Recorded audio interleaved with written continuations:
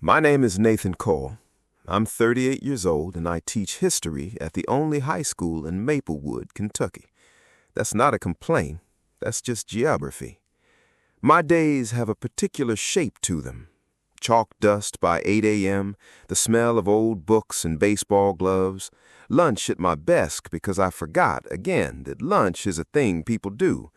Sundays at the kitchen table with a red pen and a stack of papers and the radio on low, grading essays about the Civil War written by 16-year-olds who are secretly writing about their own lives and don't know it yet. My house is quiet in the way that belongs entirely to one person. A good quiet, mostly. The kind of quiet that has stopped apologizing for itself.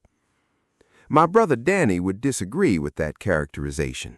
Danny thinks my quiet is the kind that happens when a man gets so good at being by himself that he mistakes it for contentment.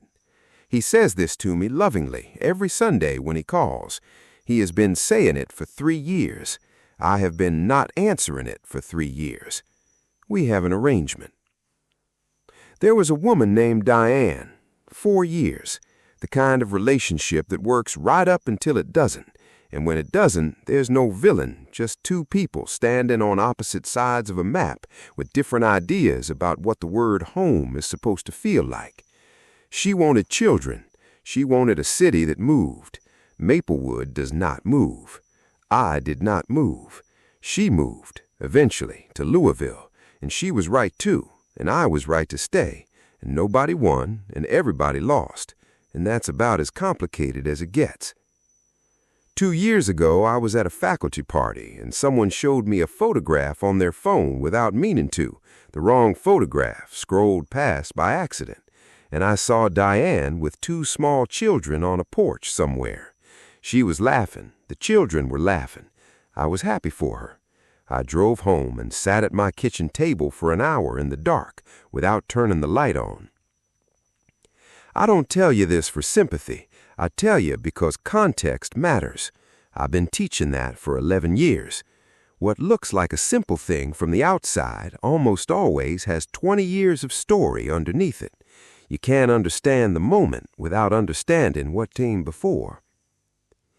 There's a children's book on my shelf, old illustrated one, soft spine, worn edges, the kind of book that has been opened and reopened until it folds open to certain pages.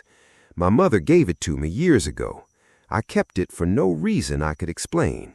It sat on my shelf through Diane, through 3 years of Sunday nights alone, through 11 years of teaching other people's children. I never read it to anyone. I didn't know who I was keeping it for. I found out on a Wednesday evening in September. Ruth O'Coffer called me at 6:15 p.m. Ruth is 58 years old, and she's the retired head librarian of the Maplewood Public Library, which doubles as a community center and the unofficial headquarters of everyone in town who knows what's actually going on. She's the sharpest person I know, and the most dangerous kind of person, one who appears to be doing you a favor when she is actually doing exactly what she planned. She said, "Nathan, Audrey Solis, the nurse on Birchwood Street. Do you know her?" I said I didn't. She said, "Doesn't matter, you will. She has a night shift starting at 7, and her babysitter canceled, and her little girl has a fever, and she needs someone to sit with her for 2 hours. My hip is bad tonight." I said, "Ruth, I don't know this woman or her child." Ruth said, "Her daughter is 6, and she likes stories, and I told Audrey you were the best man I knew for it." I said, "I'm a history teacher, not a—" Ruth said, "Nathan, the child has a fever." I grabbed the book off the shelf on my way out the door. I didn't think about it. My hands just picked it up.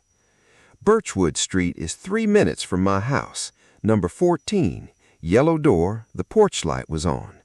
Audrey Solis opened the door in her scrubs, looking like a woman who had solved 11 problems that day and was currently working on the 12th, which was me. She was 33 years old, and she had the particular competence of someone who has learned to do everything without waiting to be told, and also the eyes of someone who is very tired and would never say so. She said, "I really appreciate this." She's in bed, she's not contagious, it's a low fever, she couldn't sleep, and she always wants a story when she can't sleep, and She stopped. I'm sorry, this is a lot to ask from someone I've never met. I said, it's fine. She looked at me for a second, the way people look when they're deciding to trust something. Then she said, her name is Lily, she's in the second room to the left. She'll test you. Don't let her get out of bed, she'll try. I said, I'd manage. She said, she always wants the closet checked. I said, I'll check the closet. Audrey Solis left for her night shift at 7:59 p.m. I walked down the hall and knocked on the second door to the left. A small voice said, "Come in." Lily Solis was 6 years old, and she was sitting up in bed with a blanket pulled to her chin and the absolute steady, measuring gaze of a child who has learned to assess adults very quickly. She looked at me. She said, "You smell like a library." I said, "I teach history." She thought about this. "Do you know any good stories?" I said, "That's all I know." She considered that for a long moment. Then she pulled the blanket up a little higher. "Okay," she said, "you can stay." I read 3 stories from the book, told one of my own, a good one, I think, about a cartographer who kept drawing maps of places he'd never been until one day he got in his car and found all of them. Lily was asleep before the end of the 4th story. Her breathing went slow and even, and she made a small sound and turned to the wall. I sat in the chair beside the bed for a few minutes. That's when I saw the photograph on Lily's bedside table. A man with a wide, honest smile, Lily's exact eyes. He was 30-something in the picture, maybe younger. He had the look of a person who laughed easily and meant it. I didn't know who he was yet. I would understand soon. I checked the closet, fully, properly, both sides, and I pulled the door almost closed the way I could see it was meant to be. Then I went to the kitchen and found Audrey's papers and a red pen, and I sat down at the kitchen table under the lamp and started grading because I had 40 minutes and the essays weren't going to grade themselves. Audrey called at 9:32 p.m. I heard the key in the lock, then the door, then nothing for a moment. Just a pause. Then I heard her footsteps go down the hall to Lily's room before her bag was down, before her shoes were off. The pause was maybe 4 seconds. Then she came back to the kitchen doorway. She stood there in her scrubs looking at me, a man she had met once, 40 minutes ago, sitting at her kitchen table with a red pen and a cup of tea that had gone completely cold, and something moved across her face that I couldn't quite read. I said, "She went down around 8, asked me to check the closet 3 times. Audrey said, "She always does that."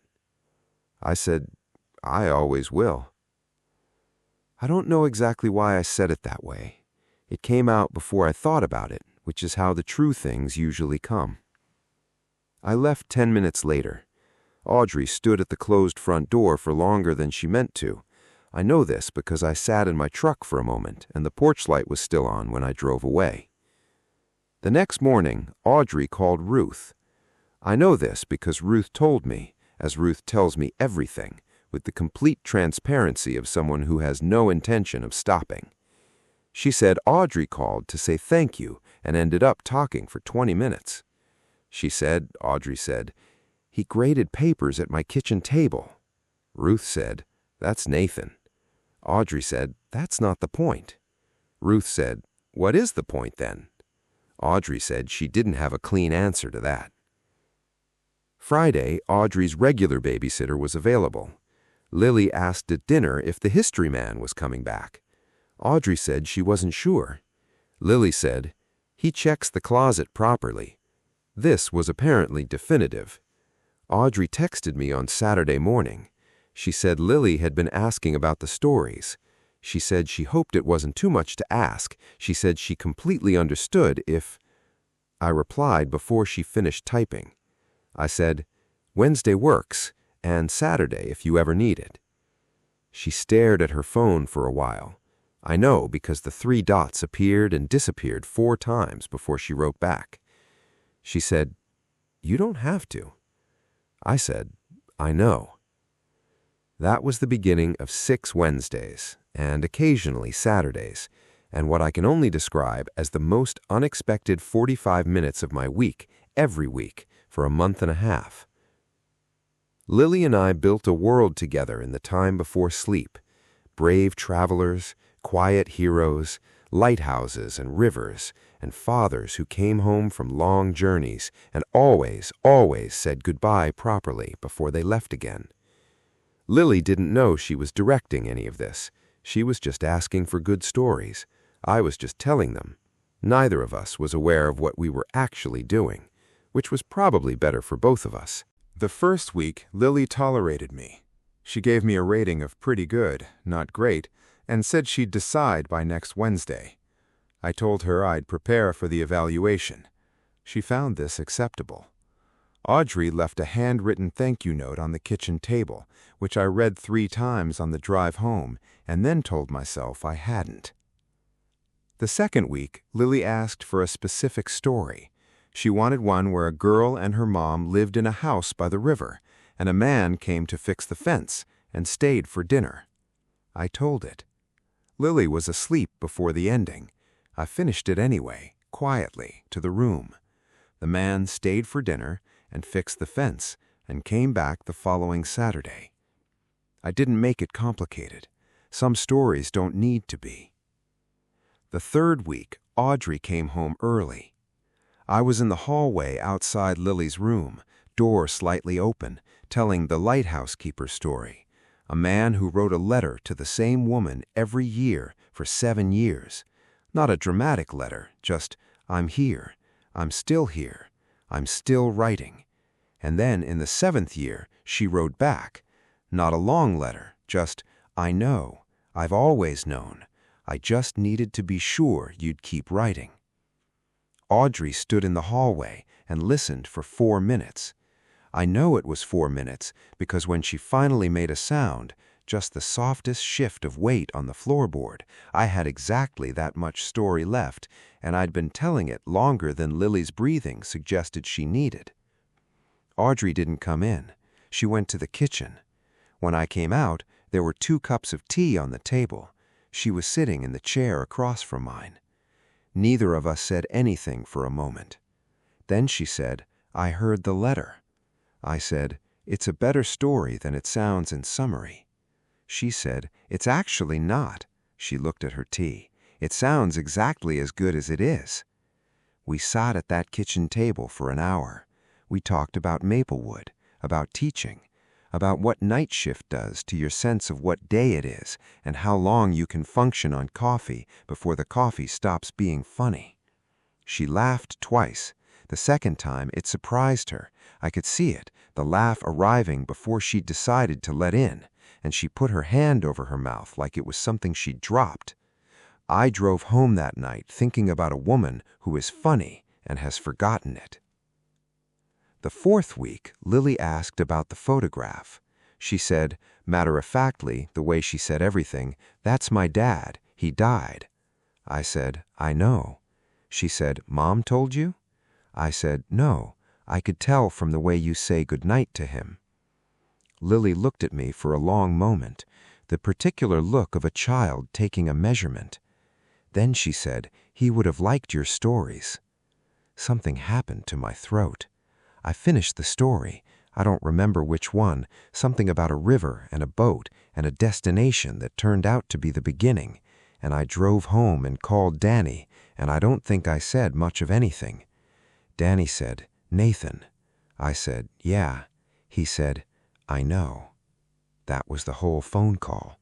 Danny is good at knowing when not to talk, which is the most underrated quality in a younger brother.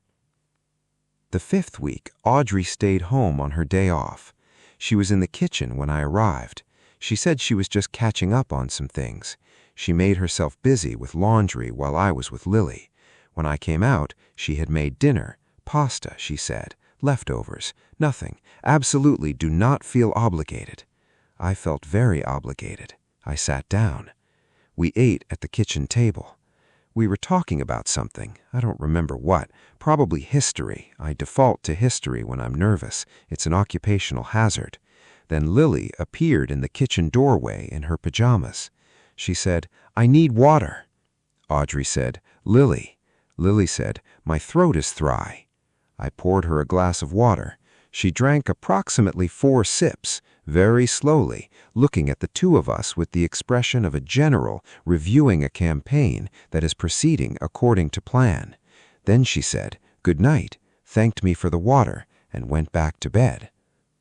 Audrey looked at the empty doorway. She said she didn't need water. I said, "No." She said, "She's 6." I said, "She's very good at 6." Audrey laughed again, that surprised laugh. This time she didn't cover it. The 6th week was a Wednesday. I'd told a good story, one of my best, I think, about a man who built a house for someone he had never met. He built it from everything he imagined she would need: a window facing east, a porch with 2 chairs, a kitchen with room for more than one person to work. He built it without knowing her name, and when she finally arrived, it fit her perfectly down to the ceiling height and the way the light came through in the morning, as if he had known her his whole life and was only just now meeting her. I finished the story. The room was quiet. Lily was quiet too. I thought she was asleep. Then, with her eyes still closed, and her voice already slow and soft with the beginning of sleep, she said, "Do you love my mom?" I went completely still. I looked at this small person in the bed, 6 years old, her father's eyes, her mother's stubbornness, the photograph on the bedside table, the blanket pulled to her chin, asking the most important question in the room with the complete fearlessness of someone who has no reason to expect anything other than the truth. I said, very quietly, "More than she knows." Lily smiled without opening her eyes. "Okay," she said. "Good." She was asleep in 40 seconds. I sat in the chair beside her for a long time. I need to stop here for just a moment, because if this story is doing something to you right now, if you feel it somewhere you weren't expecting, I want you to subscribe before we go any further. I put a brand new story out every single week on this channel. Stories about quiet people, about the kind of love that shows up in ordinary moments and refuses to leave. Stories that stay with you long after the screen goes dark. Hit that subscribe button and the bell so you never miss one. I promise every single one is worth your time. Now, back to that night. Because what Lily asked me, I wasn't ready for it, and I've never been more grateful for anything in my life. Audrey found out on a Thursday. Not from Lily. Lily kept it with the gravity of someone who understands that certain things are not hers to tell.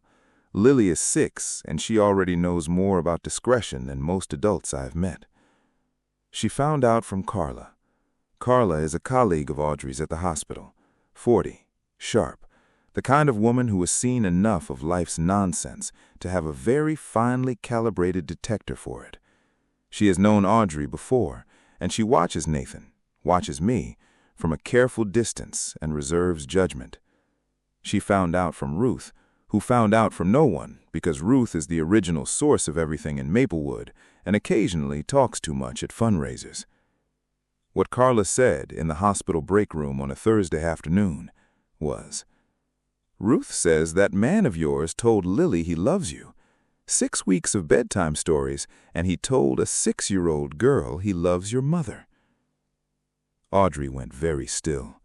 I know this because Carla told Ruth, who told me, which is how information travels in Maplewood, in complete circuit, at speed, arriving back at the beginning with full interest. Audrey drove home. She sat in her car in the driveway for 20 minutes in the dark. She did not call me. She did not go inside. She just sat there in the November quiet, in the car, in the driveway of the house that used to have 2 people making noise in it, and now has one person and a 6-year-old who checks the closet 3 times. She thought about Marco, 22 months. She thought about what Marco would say about a history teacher who showed up with a library book and graded papers at her kitchen table and checked the closet without being asked. She thought she knew exactly what Marco would say. She cried in the driveway. Not the quiet car park tears of a night shift ending, the ones that happen in parking lots when nobody is watching. A real cry, the kind that she had not allowed in 22 months. The kind that means something has finally started to move, that has been perfectly, carefully, exhaustingly still. When she came inside, Lily was already asleep. I was at the kitchen table. She came in, and I looked up, and I saw her face, her eyes, the particular quality of someone who has been crying in a car and then walked through a door and now is standing in a kitchen trying to decide what to do with the next 60 seconds. I did not ask what happened. I did not move toward her. I did not say a single word about anything. I stood up and put the kettle on. That was the whole test. Put the kettle on. Be the kind of man who knows when talking is not the thing. Audrey sat down at the kitchen table. For a moment, she said, voice still rough. She told you about Marco. I said, no, you did, without meaning to, every time you come home. She said, what do you mean? I said, you check on her before you take your coat off, every time, before your bag is down, before your shoes are off, her first, always her first. I paused. Marco must have done that too. Audrey's eyes filled. She did not look away. I set the tea in front of her and sat back down, and I did not say anything else. I'm a history teacher. I know that some moments don't need narration. They just need a witness. Someone in the room who sees what's happening and understands that being seen is sometimes the whole thing. We sat there until the tea was gone. Saturday, a week later. I didn't know if I should come. I came anyway because not coming would have been its own kind of answer, and I wasn't ready to give that answer. Lily opened the door. She looked at me. She said, Mom's in the garden. Then she went back to her drawings like my presence was as unremarkable as weather, routine, expected, no longer requiring comment. I went to the garden. Audrey was pulling weeds from the flower bed along the back fence, hair loose, hands dirty. She did not look up when I came out. I sat on the back step and watched her work. She has a very specific way of doing things, focused, efficient, no wasted motion. The way someone works when they've been doing everything themselves for long enough that asking for help has started to feel like a foreign language. After a while, she said, still not looking up, she didn't tell me what you said. I said, I know. She said, but I know what you said. I said, I know that too. She sat back on her heels. She looked at me across the garden. Her hands were dirty. Her eyes were clear. She looked like someone who had stopped performing composure and couldn't remember exactly when she'd decided to. She said, I'm not easy, Nathan. I said, I teach 16-year-olds who think they already know everything. Easy was never something I was looking for. She almost smiled, almost. She looked down at her hands, then back up. She said, he was a good man, Marco. I said, I know. Lily has his eyes. Audrey's breath caught. She was not expecting that. Nobody had said that to her in 22 months. I could tell from the way she went still, the particular stillness of someone receiving something they didn't know they needed. She said very quietly, you're not trying to replace him. It was not a question. I said, no, I'm not. I never would. He was here first. He will always have been here first. That's history I'm not trying to rewrite. There's a version of that sentence I've taught in classrooms for 11 years, that the past is not erasable, that context doesn't disappear because we'd prefer it to, that the things that came before are not obstacles to the present, they're the foundation of it. I had been teaching that principle to teenagers for 11 decades. I never needed it to be as true as I needed it to be in that garden on that Saturday. Audrey looked at me for a long time. The garden was very quiet. A bird somewhere in the maple tree. Lily singing to herself through the open kitchen window, a soft, unhurried song, the kind a child sings when she has nothing to worry about. Audrey said, "She asked you, didn't she?" I said, "Yes." She said, "And you told her the truth." I said, "I always tell the truth to people who are brave enough to ask for it." She stood up. She wiped her hands on her jeans. She walked across the garden and sat down on the step beside me, close enough that I could feel the warmth of her shoulder not quite touching mine. She looked at the flower bed. Then she said quietly, without looking at me, "I've known for a while." I said, "How long?" She said, "The lighthouse keeper story, week 3. I closed my eyes for a second. The letter, written every year for 7 years. I'm here. I'm still here. I'm still writing. The woman who finally wrote back in the 7th year. I know. I've always known. I just needed to be sure you'd keep writing." I said, "The woman wrote back." She said, "I know she did." A pause, long enough for the bird in the maple tree to change songs. "I just needed to be sure you'd keep writing." I turned to look at her. She was already looking at me. I said, "Audrey, I'll keep writing for as long as you'll keep the light on." Her eyes filled. She did not look away. And from the kitchen window, Lily's singing stopped. Then started again. A different song this time, brighter, faster, the kind of song a 6-year-old sings when something has gone right that she has been patiently, strategically, magnificently waiting on for a very long time. I thought, she is going to be absolutely insufferable about this. I thought, good. Sunday morning, Audrey said, the night before, simply and without ceremony, "Come for breakfast tomorrow if you want." I wanted. Lily opened the door. She looked at me. She looked at the book under my arm, the illustrated one, soft spine, worn edges, 11 years on my shelf for a reason I hadn't understood until September. She said, "Is that for me?" I said, "It always was." She took it with both hands and went to the living room with the seriousness of someone receiving something important. I heard her settle onto the carpet. I heard the first page turn. Audrey was in the kitchen making coffee. I stood in the doorway for a moment, just looking at the kitchen, the yellow light and the coffee smell and the plant on the windowsill that Ruth had brought on Monday morning, which Audrey had put in the exact spot where it got the best light without saying a word about it to Ruth, which Ruth already knew. I sat down at the kitchen table. At some point, Lily appeared in the doorway with the book. She handed it to me. I read it out loud while Audrey made coffee. We did not discuss this. It simply became true. The shape of Sunday mornings, arrived at without planning, permanent without being announced. Danny called that evening. I said, "I had breakfast at Audrey's." 3 full seconds of silence. Then Danny said, "Finally." I said, "Don't make it weird." He said, "Nathan, I am going to make it so weird." He paused.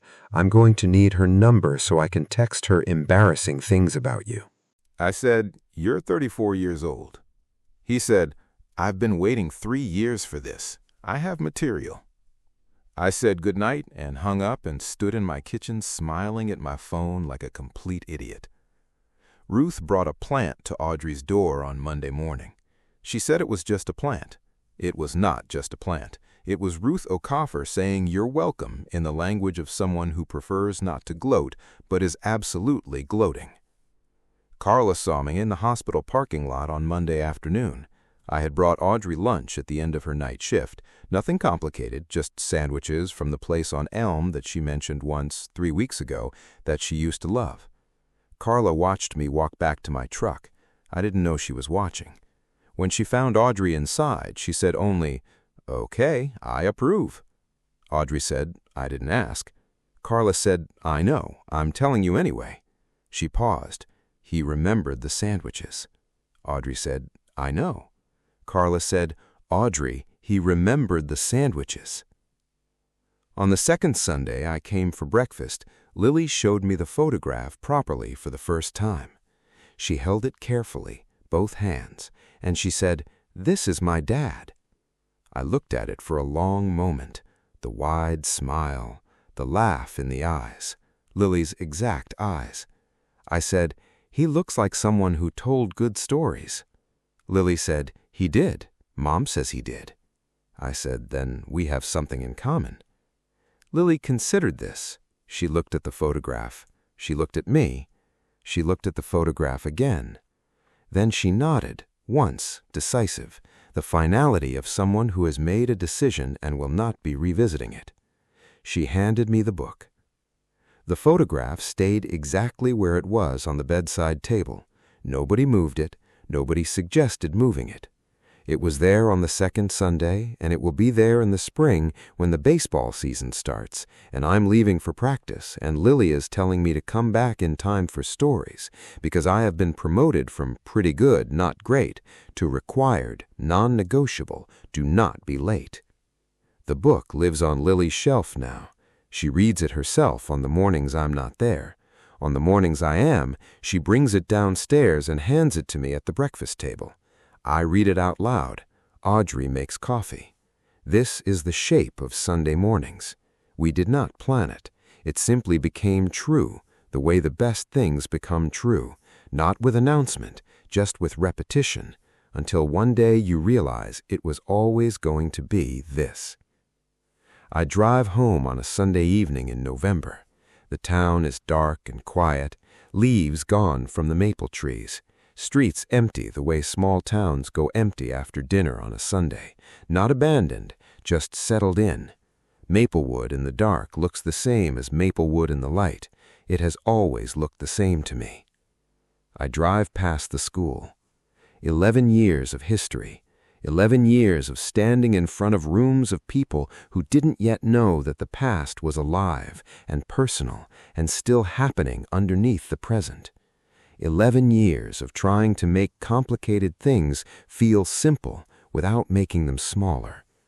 11 years of watching students arrive as one version of themselves and leave as another, and trying to be the kind of teacher they remember later when it matters. I think about Lily, 6 years old, eyes like her father. A question asked without armor in the 45 minutes before sleep, with the complete trust that the person on the other end of it would tell the truth. I think about what it means to tell the truth to someone brave enough to ask for it. I think about a lighthouse keeper who wrote for 7 years before the letter came back. I think about a children's book on a shelf for 11 years, waiting. Here is what I have learned in 11 years of teaching history. The most important moments are never the ones that get recorded. They are not the battles or the treaties or the turning points that make it into the chapter headings. They are the quiet ones, the ordinary ones, the ones that happen in a kitchen table with a lamp on and a cup of tea going cold, the ones that happen in a garden on a Saturday with dirty hands and no performance left, the ones that happen in a child's bedroom at 8:15 on a Wednesday evening in the 45 seconds before sleep when a 6-year-old asks the most important question in the room with her eyes already closed, the ones nobody else sees, the ones that change everything.